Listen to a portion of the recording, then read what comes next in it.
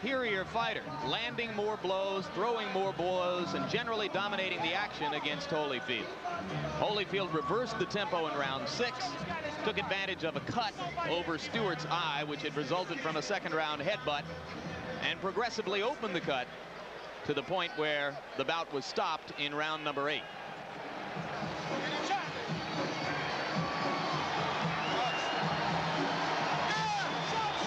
And there you hear a roar, which means that here comes Mike Tyson. It's a tribute to Tyson, incidentally, that despite what happened in Tokyo, he has filled this building with about 16,000 people. Aren't many fighters out there who can do that. Certainly no non-champions. Indeed, Mike will tell you in no uncertain terms that he's still the main man in the heavyweight division where ticket sales are concerned.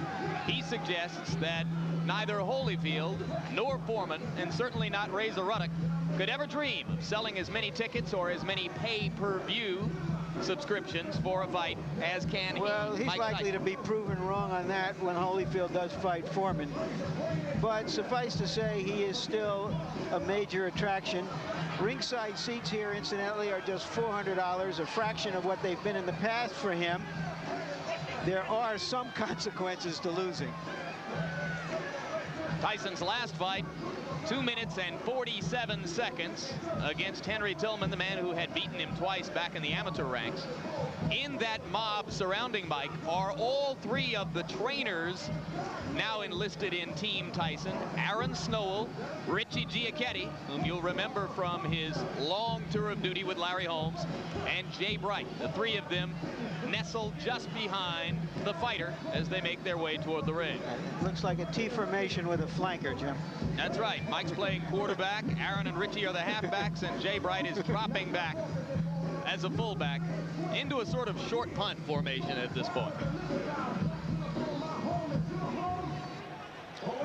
Now Mike will emerge into the ring where most of the crowd will get its first look at it.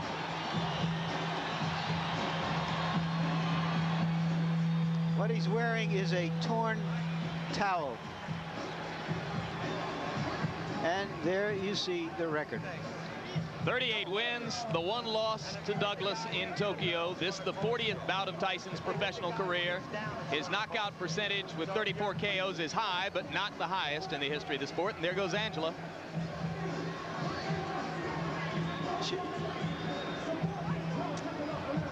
Tyson looks a little fitter. I like Mike Tyson when he looks small, when he looks like a big middleweight or a light heavyweight. So let's take a look at the tail of the tape. And you can see that the big disparity there is in height. Stewart 4 inches taller than his opponent. He has an 8-inch reach advantage. Tyson at 217 3/4 looks to most observers here to be splendidly trained, in terrific shape. And the punch stat numbers, there you see what Tyson did against Douglas. But look what Stewart did against Holyfield. 81 punches around, an amazing number of punches for a heavyweight.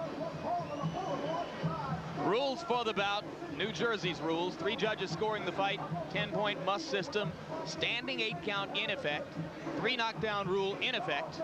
Neither fighter can be saved by the bell. So right now let's go up to the ring announcer, Michael Buffer, for the pre-fight introduction. Ladies and gentlemen, Don King Productions, in association with the Trump Plaza Hotel and Casino here on the boardwalk in Atlantic City, New Jersey, present the featured bout of the evening.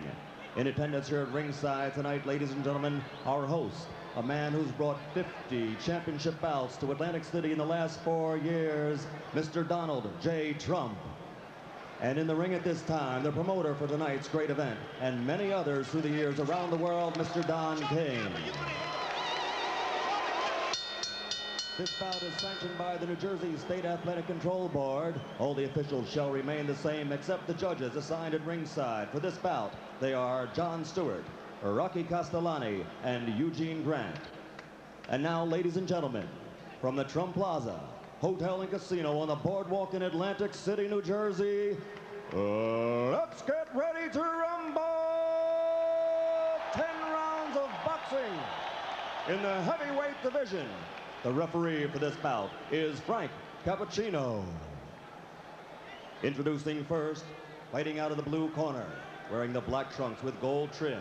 He weighed in at an even 218 pounds. He's originally from England, but now lives and fights out of Brooklyn, New York. His professional record, an unbelievable one, 26 victories, all 26 by knockout, only one defeat. He's the number 4 ranked heavyweight in the world. Ladies and gentlemen, Alex the Destroyer Stewart.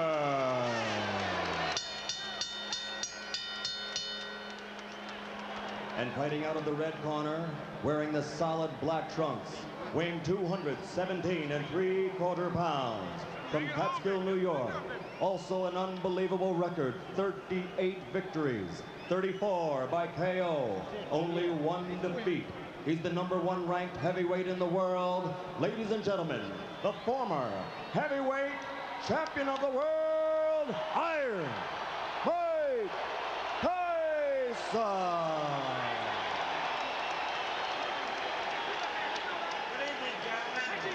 You're both given your instructions by the New Jersey Control Board. Protect yourself at all times.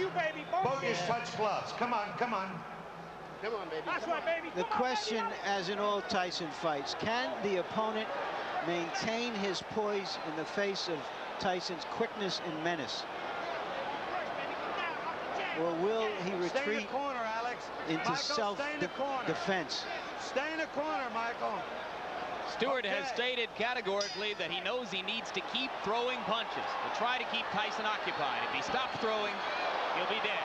Tyson lands a right and another. This could be quick. I was afraid of a 30-second soundbite. You all right, man? Okay, let's go. Remember, Stewart never went down against Evander Holyfield.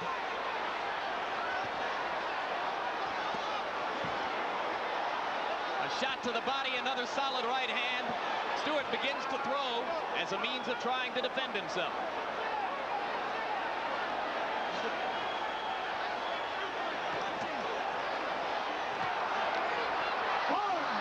That'll be called a slip. And Mike is a little wild as he goes for the kill. A good right hand that hurt Stewart again, but Stewart is still upright.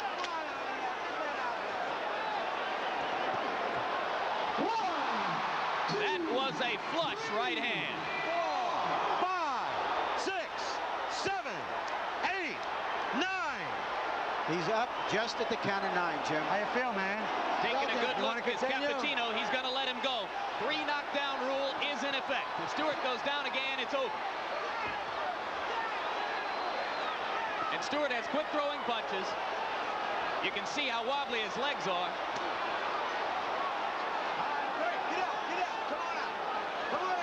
If he makes it through 1 minute and 20, it'll be a small miracle.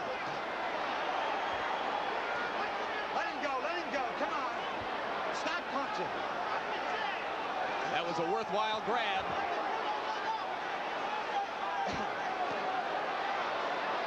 Tyson missed with a left that would have done it. He's very calculating now, Tyson. 2 more right hands land. All right, Alex, let him out, Alex. Stewart must land something, or else it's just a question of a few seconds. That'll do it. 4, 5, 6, They're 7. forgetting that the 3 8. knockdown rule is in effect. That's it. This fight is over. Well, Stewart said that Tyson was a mountain he had to climb. He just got knocked off that mountain. He just didn't have the style, Jim, unlike Douglas, to test the vulnerability of Tyson. Yeah, he's not nearly the technician that Douglas was when Douglas was good in Tokyo. Early in the fight, Douglas tied Tyson up. He used his jab. He survived and then and determined the pace of the fight.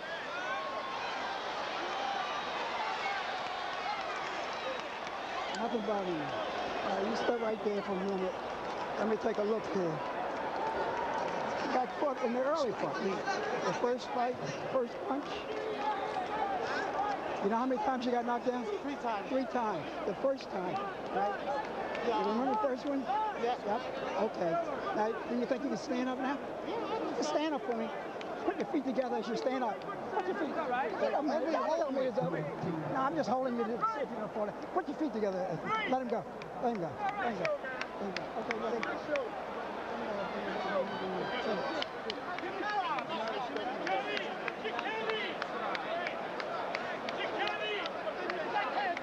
And here's the first of the 3 knockdowns. You look at Tyson moving in with controlled fury, and the right hand puts Stewart down. Stewart was able to get up at the count of 5. Now we'll take a look. Is this the first knockdown again? Yes, it is. Another angle. The right hand to the top of the head was the one that put Alex down. That knockdown occurred within the first 10 seconds of the round.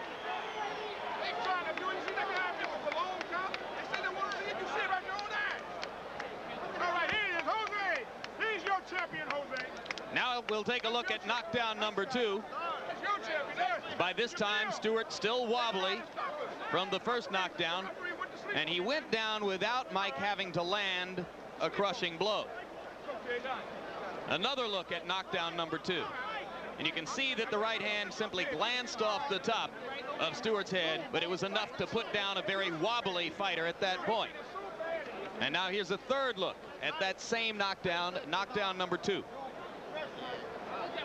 The left to set it up, the glancing right off the top of the head. And Stewart down for the second time in the round. Still more than 1:40 seconds remained in the round at that point. And with the 3 knockdown rule in effect, it was up to Stewart to try to stay on his feet to make it through round number 1. He was not able to do it. Here's knockdown number 3, which came at 2 minutes 27 seconds of the first round. A right and a left, and that was enough for Alex Stewart. Referee Frank Cappuccino began the count, which was academic at that point because of the 3 knockdown rule. Another look at the third knockdown. Solid left to the side of the head, but by that time it was the accumulation of punishment throughout the round which contributed to Stewart's demise. So Mike Tyson, in his 3 fights in this particular ring, his last 3 fights I should say in this particular ring, has a 91-second knockout, a 93-second knockout, and this one 147 seconds. 3 first down knockouts in his last 3 appearances here in Atlantic City for Tyson. Punch stat statistics for the 1 round in the fight. Tyson threw 46 and landed 21. Stewart given credit for having landed 4 punches. He stopped punching somewhere early in the 2nd minute of the round and simply tried to survive from that point on, with the by now obvious result. So this crowd remains on its feet, almost everyone still here in the arena as they await the official announcement. And we wait to see if well, they've gotten the official announcement. I was looking at replays, and I'm told now that the official announcement has already been made by Michael Buffer. And we wait now to see if we'll get a chance to talk with Mike Tyson about this, the 39th victory of his professional career.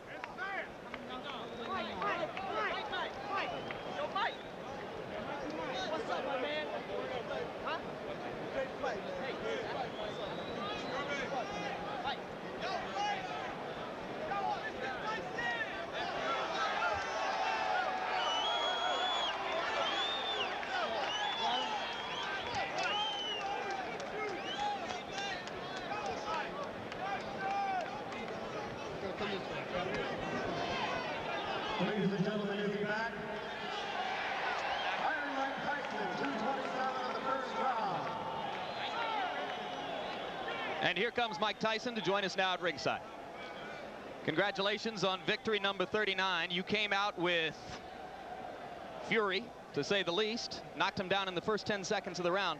If I can get you to turn toward the camera a little bit, Mike, how important was it to you to score a first-round knockout tonight? Well, I mean, I knew he was a dangerous fighter once he got warmed up. And my objective, I was in great shape. He was to go in there and put the pressure on him for 10 rounds. I knew I had to break him eventually. You appear to be in sensational condition. Do you feel considerably differently now than was the case 10 months ago in Tokyo? Absolutely, because my mind is more prepared. You know, I mean, that's what basically the whole standpoint came down to, is being prepared mentally. How does your situation compare now to what most people would regard as the peak of your career when you knocked Spinks out here in 91 seconds? Well, you know what I mean, I didn't feel like it was a same shoot of night tonight, because there's things that I know that I did that was mistakes. But you know what I mean, a good fight, and I'm in good shape. And I just like to thank all my fans on HBO that's been supporting me. But I just like to say this is my last fight on HBO. Is because HBO, they think that you'd rather see Holyfield than me. Thank you for supporting me. I love you all. Bye. Mike, one final question. How important at this moment is the coming arbitration with regard to the WBC championship and the possible WBC title fight with Ruddock? Well, it really don't matter, as long as I can fight for the title. I love to fight Ruddock. I want to show everybody he's not the baddest man in the world they once said he is. Would you rather fight the winner of Foreman Holyfield? Excuse me? Would you rather fight the winner of Foreman Holyfield? I would fight anyone, you know what I mean? But I'm fighting for the moment. It looks like Ruddock might be in the wings, and I'm looking forward to fighting Ruddock. Can you elaborate on why you feel you've been treated unfairly by this network, which will state that it has 2 offers on the table for you for long-term deals? I have no comment. I don't want to talk about the company know what they did. And I'd like to say hello to all my troops again that's been supporting me. I'm out of here. We've enjoyed covering you. Thank you very much. We don't negotiate on the air. Our chief executive, Seth Abraham, will have plenty to say in the future about the potential for another Mike Tyson deal at HBO. It has been our hope for the past year that we could complete one more deal to give a long-term contract to Mike Tyson and to continue to cover his fights here on HBO. But there'll be no negotiation on the air. That will take place between Don King and Seth Abraham. We're grateful that Mike was willing tonight to come and speak to us at ringside in the midst of what is, quite candidly, a frosty period between us and him and his promoter, Don King. So Mike Tyson has the 39th victory of his career, the 19th